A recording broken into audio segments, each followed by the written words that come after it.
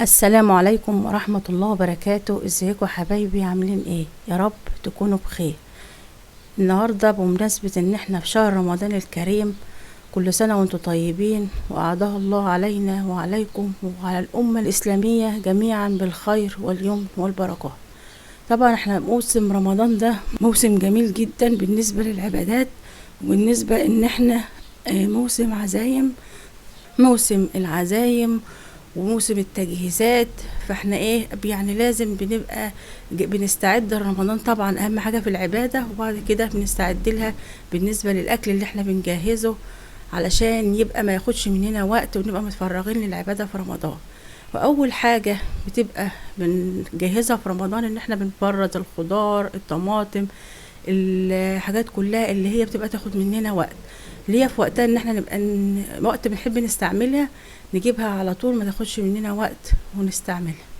اول حاجة هنتكلم عنها اللي هي الطماطم، ودي من اهم حاجة ان هي ما تكون متخزنة عندنا، يبقى يعتبر ان احنا عملنا نص الاكل عندنا. ونجيب الطماطم. اول حاجة عشان ننقي الطماطم لازم ننقي الطماطماية تكون اللي هي على شكل بلح، مطولة شوية، مبلحة.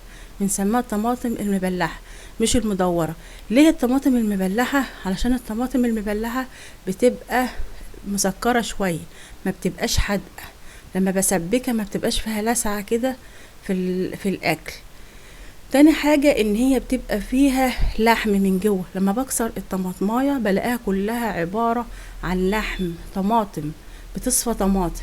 ما اجيش انا اسبك الطماطم، اعمل حلة طماطم قد كده، وبعد ما اسبكها الاقي ان هي ما صفتليش الا شوية صغيرين. وده بسبب ان الطماطم اللي انا ببقى جايباها بتبقى كلها مية، فما بتصفاش طماطم، بتبقى في الاخر شويه طماطم قليلين.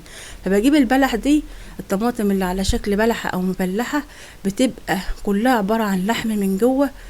تاني حاجه ان هي بتبقى مش حادقه. ده اول اختيار في الطماطم. ما بجيبش المدوره لانها بتصفى ميه كتير.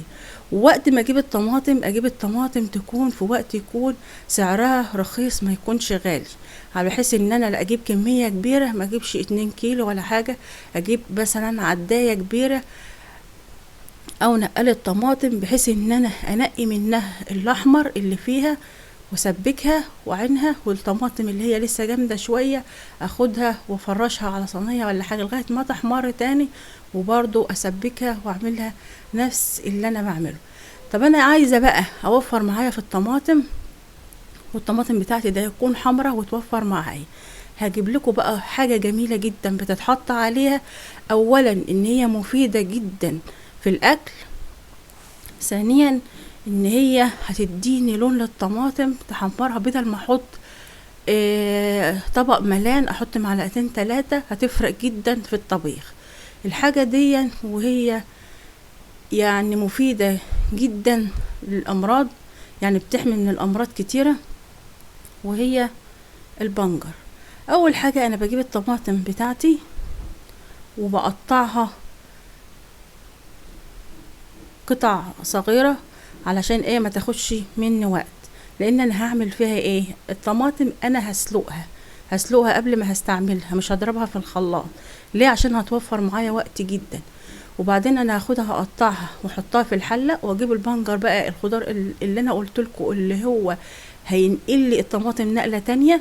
ده غير انه مفيد جدا فيها، غير انه مفيد جدا ليها، غير انه ما هو ما بغيرش في طعمها ولا حاجه. يعني انا حطيته مش هيغير طعم الطماطم، بل انه هيخليها حمرة جدا. يعني في دراسات كتيرة بتثبت ان البنجر بيقي من السرطانات، وبيدي فيتامينات للجسم وحاجات جميلة جدا. حتى الناس الايام دي بيقعدوا بيستخدموه في العصائر، يفرموه مع الفراولة، يفرموه مع البرتقال، يعني في الفواكه وفي كل حاجة قعدوا بيستخدموه كتير من كتر فوائده في الخضار. هجيب البنجر واقطعه مكعبات كده. انا طبعا في البنجر مش موجود طول السنة، بيبقى موجود في ايام معينة وايام لا. فانا بجيب كمية كبيرة لوقت ما بيكون موجود، وبقطعه شرايح صغيرة، بحيث ان انا ايه يعني اعين منه كتير، لان هستخدمه طول السنة، لكن هو مش موجود طول السنة. فانا اما اعمله مكعبات كده ما اعينش الواحده بحالها، عشان لما اعوز اعمله على الطماطم ما احطش الواحده بحالها. ربما مثلا اعمل شويه طماطم صغيرين ما يبقاش ايه احط البتاع الواحده بحالها. بقطعه شرايح وباخد بقى على قد الطبخه بتاعتي، احط منها اطلع منها طول السنه، افرم الطماطم او اسلق الطماطم واحطها عليها. انا بجيب البنجر وبقطعه مكعبات وببدأ اكيسه في اكياس بحيث على قد الطبخة.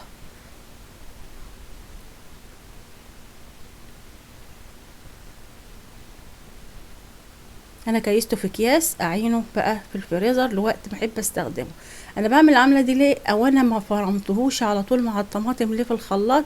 لان البنجر بيبقى بيتخزن، هو جامد ومتخزن جوا منه المادة الحمراء دي، فانا لما بسلقه مع الطماطم بيطلع كل المادة اللي فيه. انا هوريكم في الاخر ان هو لما يسلق مع الطماطم بتبقى لونها هي اصلا بقى البنجرايه بقت باهته ومطلعه اللون اللي فيها، ما عادش فيها الحمار اللي عامل، بس غيرت وودت نقلت الطماطم نقله تانية جدا. البنجر بقى ابيض طلع كل اللي فيه، لاني انا لو فرمته في الخلاط على طول هيبقى هيترمى بحاله بحماره بكله، هيتفرم وهيصفى مع القشر، هيطلع مع القشر. طب انا اللي بسلق الطماطم عشان ما بتاخدش مني وقت، القشرايه بتطلع لوحدها واللحم اللي جوه الطماطم بيطلع لوحده، فما باجي افرمها بتتقشر على طول او بتتفرم على طول، ما بتاخدش مني وقت ولا مجهود، وبتبقى اسهل جدا احسن ما بتطلع كل الطماطم في الايه في القشر. ادى لون الطماطم شكلها جميل واحمر اهون، غير ما يكون معمول كده. ممكن انا احط حاجة تانية غير برضو البنجر، وهو في ناس كتير بتحط فلفل، بس الفلفل ممكن يغير، فلفل احمر ممكن يغير طعمها شوية، لكن البنجر ما بيبانش فيها في الطعم، لكن بينقلها نقلة تانية في لونها وفي شكلها، وبيوفر معايا جدا. بستخدم الطبخة بتبقى يعني بحط طماطم كمية قليلة بس بتوفر معايا.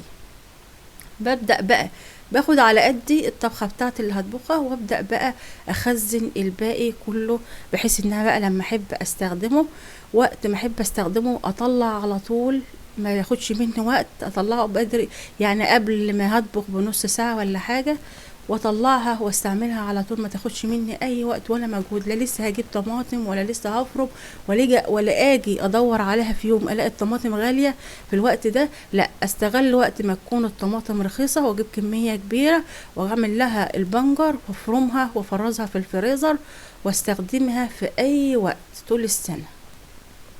وبكده انتهى الفيديو معايا.